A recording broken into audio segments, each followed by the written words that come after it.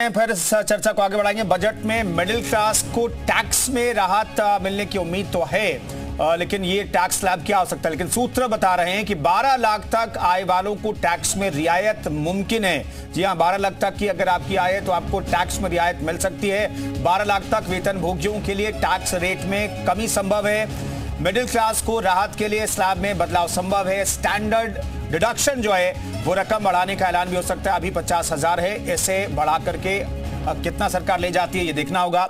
रियायत वाले सभी बदलाव न्यू टैक्स रिजीम में ही होंगे। सरकार न्यू टैक्स रिजीम को बढ़ावा देने की कोशिश में है और इसी के तहत कहा जा रहा है कि टैक्स स्लैब में बदलाव हो सकता है। स्टैंडर्ड डिडक्शन को बढ़ाया जा सकता है।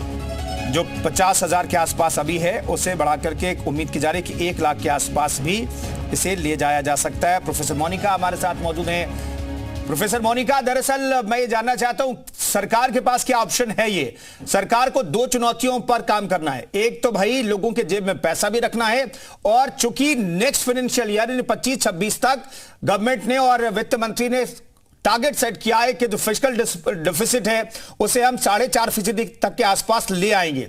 क्या यह संभव है कि आप पैसा खर्च भी कर, पैसा आप कमाएं भी नहीं और उस घाटे को भी कम कर लें? क्या दोनों संभव है?